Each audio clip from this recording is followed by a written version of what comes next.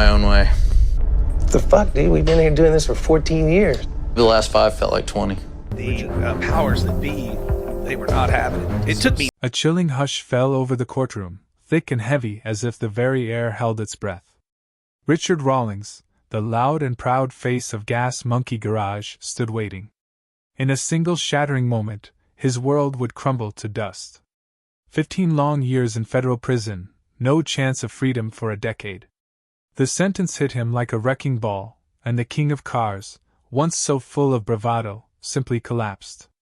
This was just the beginning of a nightmare that would shake the car world to its core. Richard Rawlings sentenced. For many years, Richard Rawlings seemed like he could not be stopped. He was more than just a guy who loved cars. He was the car guy, the loudest voice in the room, the biggest personality on TV.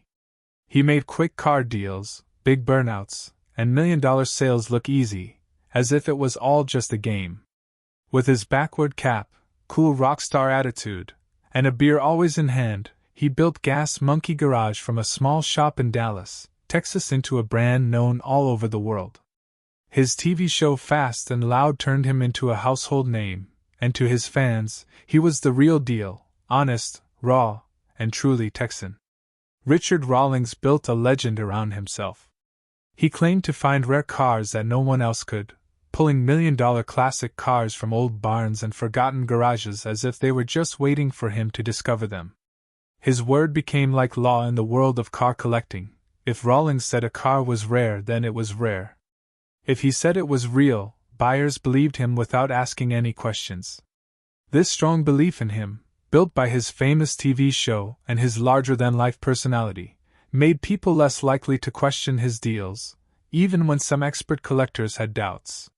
His fame was not just a happy accident of his business, it was a powerful tool that allowed his questionable activities to grow without being caught right away, because people trusted the image he showed them more than they looked for real proof. But as time went on, the deals started to look too perfect, too clean, too consistent. Car collectors, especially the older, more experienced ones, began to whisper behind closed doors. They wondered how Rawlings could find so many one-of-a-kind cars. They questioned how his vehicles kept selling for record-breaking prices again and again. Some people thought he simply had the best eye for finding cars in the business. Others were not so sure. There were quiet talks, rumors of cars being made to look better than they were, of papers not quite matching the cars. A few stories came out about buyers who could not check the true history of what they had bought. But with a national TV show, a fan base that was growing very fast, and lots of money coming in from endorsements, those quiet whispers were easily lost in the loud roar of the Gas Monkey brand. Richard Rawlings was everywhere. He was not just fixing up cars, he was bringing legends back to life. And he sold that dream better than anyone else. But dreams, when they are built on shaky ground, do not last forever. And in late 2023, that ground would crack open right beneath him. Cracks in the Gas Monkey myth. The downfall of Richard Rawlings did not begin with police lights or a sudden raid. It started quietly, with paperwork. In late 2023, the IRS began what was supposed to be a routine check of Gas Monkey Garage. They were just looking for a few small inconsistencies in the quarterly money reports. This kind of thing happens all the time in businesses, so there were no alarms, no big news headlines, just an accountant asking questions, expecting to wrap things up in a few weeks. But those simple questions quickly led to big problems. The IRS auditors found business expenses that did not match what the company was actually doing in public. Meals were listed as if they were car parts. Fancy plane rides were disguised as transport runs for vehicles. Personal cars owned by Rawlings were labeled as inventory for sale, but they were never actually sold. And then, even more troubling, secret money deals overseas were found that had never been reported to the government. At first, it was not obvious that anything was wrong. Rawlings's books looked very neat, almost suspiciously so. But special accountants who are trained to look for fraud began to pull at small threads of information. The deeper they looked, the less it seemed like simple careless mistakes in bookkeeping and more like a carefully built trick, a front designed to hide something. Then came the most important discovery, a VIN, which is a special identification number on a car. One particular vehicle, a supposed rare restored car that had been sold for over $400,000, caught the attention of the auditors. This VIN did not match any known production batch for that type of car. In fact, it did not match any manufacturer record at all. It was a ghost number, a VIN that should not exist. This kind of fake VIN is a known method used in classic car fraud. Investigators followed the trail of this ghost VIN. They traced the sale through a complex web of fake companies, hidden money transfers, and forged paperwork. What had started as a basic, small mistake in a tax filing had now revealed something far, far bigger. They were no longer just dealing with financial misstatements. They were looking at clear deception, fraud, and possibly even criminal activity. The IRS quickly referred the serious case to the Department of Justice. That single VIN error was not just a one-time mistake, it was a door. And when investigators opened it, they found an entire hidden network of lies and illegal activities behind it. Inside the secret cage, when federal investigators finally raided Gas Monkey Garage, they did not just find the usual tools and old muscle cars you would expect in a car shop. They found a system, a machine carefully built to trick people. Hidden behind locked doors, far away from the bright cameras and the TV production crews, was a section of the shop that did not even appear on any building plans. This secret room had no signs and no cameras, and it was always kept locked. Inside this room, which former employees called the cage, was a setup with laser tools, high-end printers, and VIN stamping kits. According to official government papers, this hidden area was the very heart of Richard Rawlings' illegal operation. One former employee even described it as looking more like a forgery lab than a car shop. For almost 8 years, Rawlings and a small trusted group of staff had secretly changed the identities of dozens of vehicles. Regular, everyday classic cars were transformed into high-value rarities. To make these lies believable, fake papers were created, dealer invoices, build sheets, even old historical ownership records. These fabricated documents, including ownership papers and vintage receipts, were made to look so real that even experienced car collectors could not tell they were fake. These cars, with their new fake identities and forged paperwork, were then sold for hundreds of thousands of dollars, often to buyers in other countries. This made the crimes cross borders and become federal offenses. And the most shocking part was that many of these fake cars were featured right on television, on episodes of Fast and Loud. During the trial, parts of Fast and Loud episodes were played in the courtroom as proof for the government lawyers. In these clips, Rawlings could be seen showing off what he called unicorn finds and rare gems, with almost no paper history but amazing visual appeal. The lawyers argued that the show was not just for entertainment. It was a way to market the fake cars, a clever cover for the fraud. Jurors watched clips of Rawlings telling impossible stories about the cars, like how they were owned by famous people or kept in garages for decades, found against all odds. These cars always appeared at the perfect time and were always for sale soon after filming. Then expert witnesses came forward, car historians, specialists in VIN numbers, and former factory employees, explained how unlikely these finds were. They showed how statistically impossible it would be for one man to stumble upon so many one-of-a-kind cars. They were not just unlikely, they were impossible.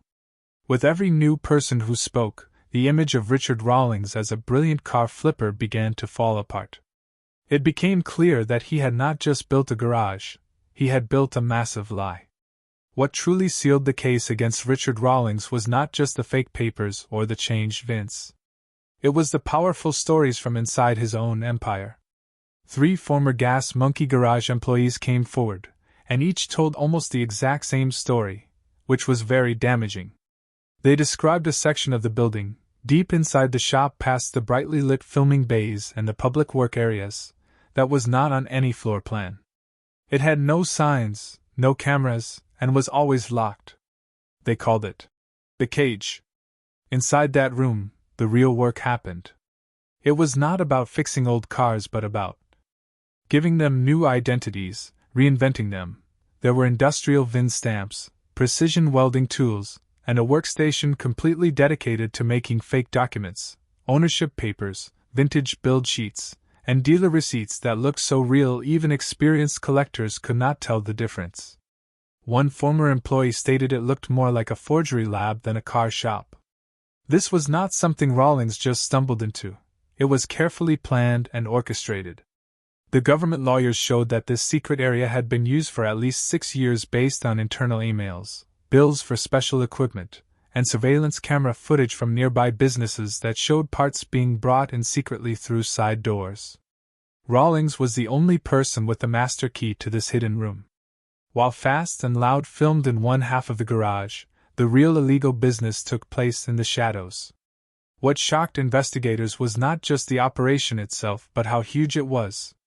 Not only were VINs being swapped, but complete new identities were being built from scratch.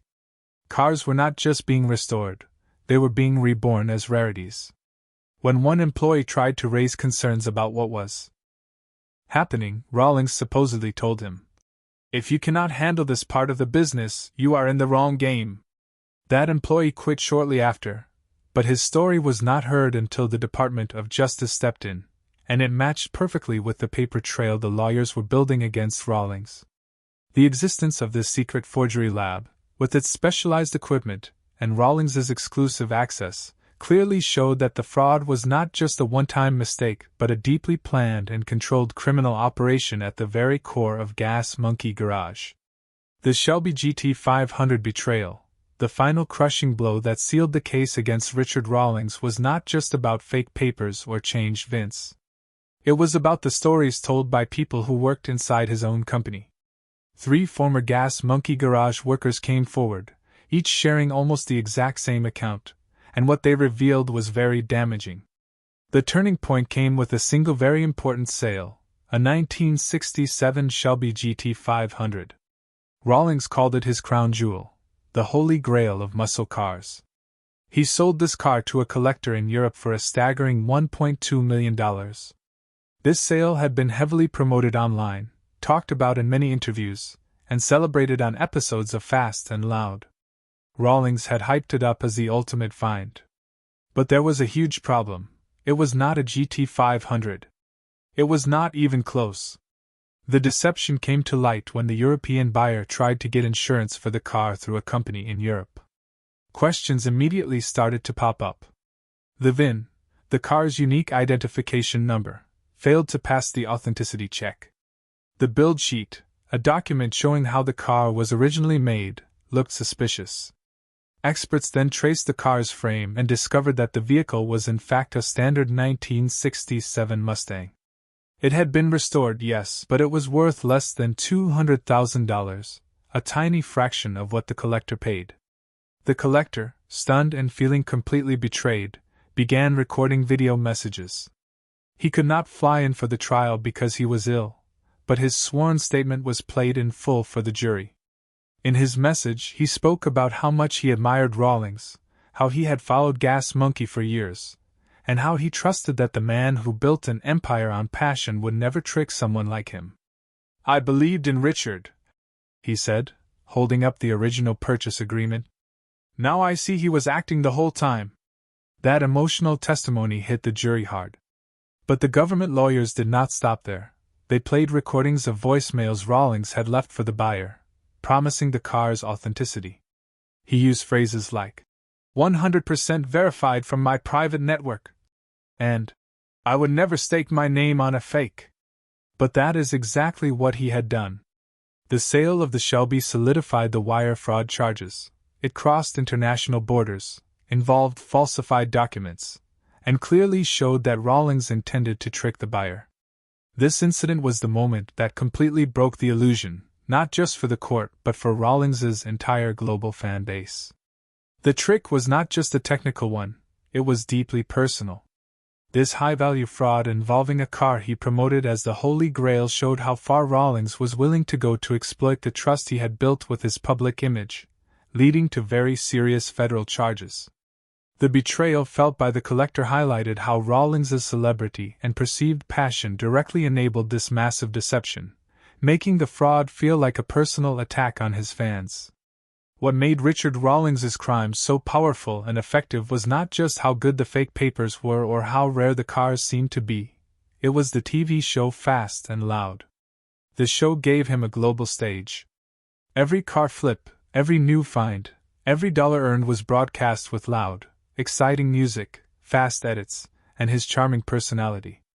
The show was not just for fun, it was, in fact, a key part of the evidence against him. Rawlings did not need to convince buyers one by one, he convinced millions of viewers every single week. The lawyers for the government knew this, and they used it powerfully during the trial. Full clips from Fast and Loud were played for the jury. In these clips, Rawlings could be seen bragging about finding rare cars, calling deals miracles, and flaunting paperwork as if it were absolute truth. When these clips were compared side by side with what expert witnesses said about fake VINs and false documents, the message became crystal clear. The show itself was a major part of the scam. For example, in one episode Rawlings held up a build sheet claiming it came directly from the car's original owner. In court, that very same sheet was proven to be a forgery. It had been created using a template found in the secret backroom printer that was seized during the raid on Gas Monkey Garage.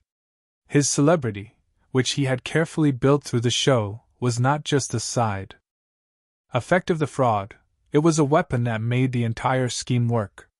Buyers trusted him because they saw him on TV. They saw the cars before and after their transformations. They saw his passion, his energy, and the seemingly amazing deals he made. But what they did not see was the careful manipulation happening behind the scenes, the staged finds, the scripted discoveries, and the vehicles arranged purely for TV drama. The courtroom quickly realized that Rawlings did not just build fake cars, he built a fake reality. And when you have control over the story, you can sell anything, even a lie. This showed how his fame was used to deceive people, turning his public image into a tool for his criminal activities.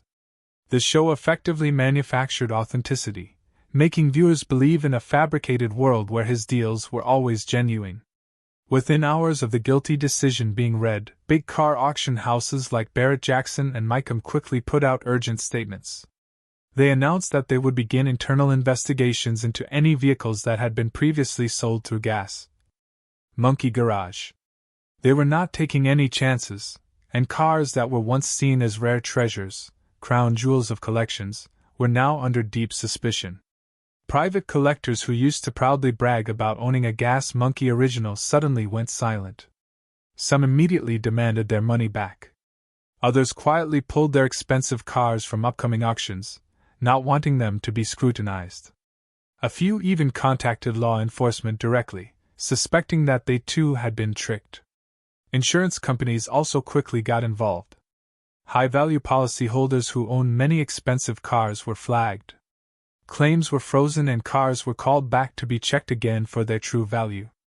One executive at a major insurance company called the scandal the largest classic car authenticity collapse in the last 25 years. This showed that the fraud was not just about a few cars, it infected the perceived value and trustworthiness of a whole part of the car market. Then came Discovery, the TV network that aired Fast and Loud. They were reportedly blindsided by the federal charges and wasted no time in reacting. Within just 72 hours of Rawlings being found guilty, Discovery Channel officially cut all ties with him. All Fast and Loud episodes were quickly removed from streaming platforms. Spin-off shows were cancelled, and contract talks with other Gas Monkey personalities were stopped indefinitely. Rawlings's merchandise line, which was once a business worth millions of dollars, was pulled from store shelves. Online marketplaces began banning official Gas Monkey items, worried about potential lawsuits from angry buyers. Sponsors ran away, advertisers vanished, and people who once worked with Rawlings and proudly showed off their ties to him now put out cold, practice statements saying they were unaware of any illegal activity. In a matter of just a few days, the empire Richard Rawlings spent decades building was reduced to dust. He was not just cancelled, he was erased. The rapid and complete collapse of his empire showed how deeply connected celebrity, trust, and market value are in the world of classic cars. It proved that when a famous person's honesty is shattered, the whole system they are part of can fall apart, showing that fame can lift you up, but it can also bury you. The final reckoning, the trial against Richard Rawlings, lasted 3 weeks. The lawyers for the government laid out a mountain of proof, changed vince, fake papers, expert testimonies, and a clear paper trail that led directly to Rawlings's own signature. The defense tried to paint him as a passionate but careless businessman, someone who was too trusting and not a criminal. But that argument did not stick. After only 6 hours of thinking, the jury came back with their decision. They found him guilty on all 18 counts: wire fraud, mail fraud, tax evasion, and conspiracy. When the verdict was read aloud, Rawlings did not move. He sat frozen like a statue. But as Judge Oliner Simmons began to speak, everything changed. 15 years in federal prison, no possibility of parole for the first 10. And then the silence in the courtroom broke. Rawlings fell face first into the table, his body limp. Gasps echoed through the room. His ex-wife screamed. Dennis Collins, visibly shaken, tried to reach him but was blocked by U.S. Marshals. Medics stormed in, giving him oxygen and checking his vital signs. It took 7 long minutes before Rawlings finally moved, barely. Pale, drenched in sweat, and unable to walk, he was wheeled out of the courtroom strapped to a stretcher. There was no mugshot, no defiance, only an oxygen mask on his face and the unmistakable look of a man who had lost everything. The courtroom that once saw him as a rock star now saw him for what he truly was, a fallen giant. Richard Rawlings once lived like a rock star. He fixed cars, built an empire, and turned grease-stained metal into gold. He had fans. He had fame. He had fire. And for years he believed that the public image he built was unbreakable. But behind the beer-chugging bravado and the flashy TV editing was something else, something colder, more calculated. He did not just bend the rules. He rewrote them. He was not a rebel. He was a manipulator.